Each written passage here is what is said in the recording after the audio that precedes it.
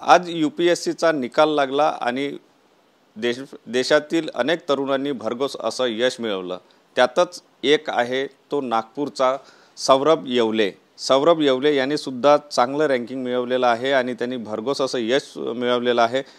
सौरभ आपल्या सोबत आहे। सौरभ, पहिले तर TV9 कडून तुझं फार फार अभिनंदन। हे सगळं तू कशा प्रकारे केलं, कारण तू पहिल्याच अटेम्प्ट मध्ये परीक्षा क्रॅक केली। खूप खूप धन्यवाद तुमचा। हा माझा पहिला अटेम्प्ट असा होता की मी ग्रॅज्युएशन झाल्याबरोबर प्लेसमेंटला नाही बसलो, सरळ मी UPSCची कोचिंग जॉईन केली दिल्लीमध्ये।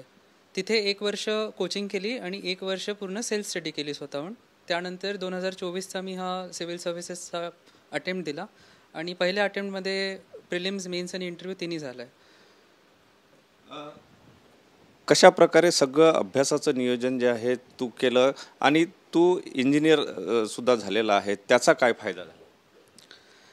इंजिनिअरिंगचा फायदा म्हणजे असा की आम्हाला प्रॉब्लेम सॉल्विंग स्किल्स येतात आणि अभ्यास आम्ही स्ट्रॅटेजिकली डिवाइड करू शकतो, कुठला पोर्शन महत्त्वाचा आहे कुठला नाही आहे, आणि त्याच्या अकॉर्डिंग आम्ही आमचा स्टडी जे शेड्यूल आहे ते प्लॅन करू शकतो।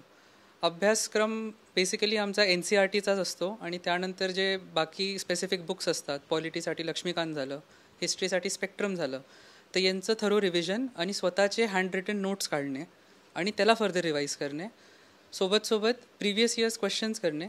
जर तुम्ही हे सगळं केलं तर डेफिनेटली तुम्ही हे एक्झाम क्लिअर करू शकता। मी पण हेच केलं। नवीन विद्यार्थ्यांना काय सांगशील, साधारणतः किती तास अभ्यास करायला पाहिजे जेणेकरून ही UPSC सारखी परीक्षा क्रॅक करता येईल? नवीन विद्यार्थ्यांना मला हे सांगावंसं वाटतं की असं तुम्ही वेळ नका ठरवून ठेवू की एवढ्या तासच मी अभ्यास करणार।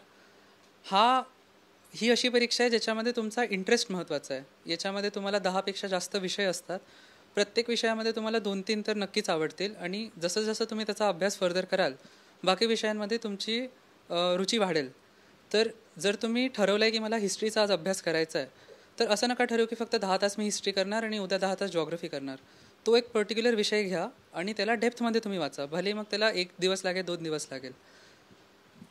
सौरभ, एक महत्त्वाचा प्रश्न की बाबा राजभवनमध्ये अधिकारी आहेत, राजभवनच्या परिसरात तू वाढलेला आहे, तुझं लहानपण या ठिकाणी गेलं, अनेक IAS IPS अधिकारी, मोठमोठे अधिकारी तू या ठिकाणी बघितले, त्याचा कुठेतरी परिणाम तुझ्यावर झाला आणि त्या दृष्टिकोनातून तू आपला मार्ग निवडला? याचा नक्कीच माझ्यावर खूप सकारात्मक परिणाम झाला आहे। पहिली गोष्ट, राजभवनात राहिल्यामुळे मला इथचं परिसर, वातावरण हे खूप आवडतं आणि अशा सर्व्हिसेस मला वाटते किंवा अशा प्रॉपर्टीज फक्त गव्हर्नमेंटच देऊ शकते। त्यानंतर राजभवनात राहिल्यामुळे बरेच अधिकारी मला भेटले, त्यांच्याशी माझी ओळख झाली, त्यांच्याकडनं मी मार्गदर्शन घेतलं। त्यांनी बरेच मला ॲडवाईस दिलं की UPSC का करायची, कसा अभ्यास असतो, याचा अभ्यासक्रम काय असतो आणि सर्व्हिसेसमध्ये येऊन तू काय कंट्रीब्यूट करू शकतो सोसायटीला, तर याचा मला फार फायदा झाला आहे। राजभवन ते राष्ट्रपती भवन, बाबांनी जे स्वप्न पाहिलं ते कसं पूर्ण झालं? पूर्ण तर मला वाटते IAS बनूनच आपण करू शकतो। आता येणाऱ्या परीक्षेमध्ये मी परत अपियर करणार आहे आणि इच्छा आहे की IAS बनू आणि ह्या वयात जर IAS बनलो तर सेक्रेटरी लेवलपर्यंत जाऊ शकतो आणि तिथून नक्कीच मग राष्ट्रपती भवनात। सौरभचे बाबासुद्धा आपल्यासोबत आहेत, रमेश येवलेजी, ते राजभवनमध्ये कार्यरत आहेत आणि त्यांनी या ठिकाणी सगळ्या घडामोडी ज्या राजभवनाच्या बघितल्या। सर, आज मुलाने मोठं यश मिळवलेलं आहे, कसं बघता तुम्ही? खूप आनंदाची बाब आहे, आमच्यासाठी तर आज सोन्याचा दिवस आहे।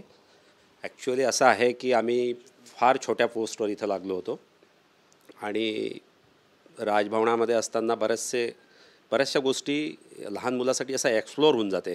मोठी मोठी मंडळी भेटते, इथे प्राईम मिनिस्टर प्रेसिडेंटला बघायला भेटते, त्यांचं कन्वॉय बघायला भेटतं आणि त्याच्यातनं हे जे मुलं असतात 7वी 8वी 9वीवाले, हे नक्कीच फोकस्ड होते। त्याच्यामुळे त्यांच्या लक्षात येतं की नाही, काहीतरी वेगळं फील्ड दिसते आणि ह्या वेगळ्या फील्डमध्ये आपण एंट्री केली पाहिजे। आणि माझे जे स्वप्न आहे की खरंच आपण राजभवनापासून राष्ट्रपती भवनापर्यंत, मला कॉन्फिडंट आहे तो जाणार आहे म्हणून 100%।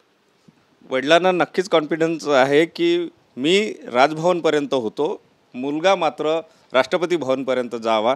आईला काय अपेक्षा आहे, आईकडूनही जाणून घेण्याचा प्रयत्न करूया। काकू, काय सांगाल? घवघवीत असं यश मिळवलेलं आहे पहिल्याच अटेम्प्टमध्ये, तुम्ही कसं बघताय? अतिशय प्रशंसनीय बाब आहे, अभिमानास्पद। मला अभिमान आहे सौरभचा. खूप छान आणि प्रामाणिक मेहनती मुलगा आहे, अगदी सिन्सिअर ज्याला आपण म्हणतो. आणि त्याचं आधीपासून स्वप्न होतं की मी UPSC परीक्षाच पास करेल आणि याच्यापुढे पण तो प्रयत्न करणार आहे. नक्कीच त्याला यश मिळेल अशी मी आशा करते.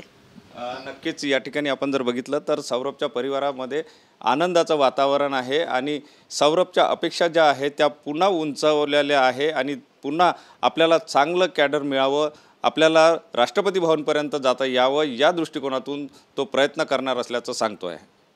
कॅमेरामन साईसह सुनील ढगे, TV9 मराठी, नागपूर.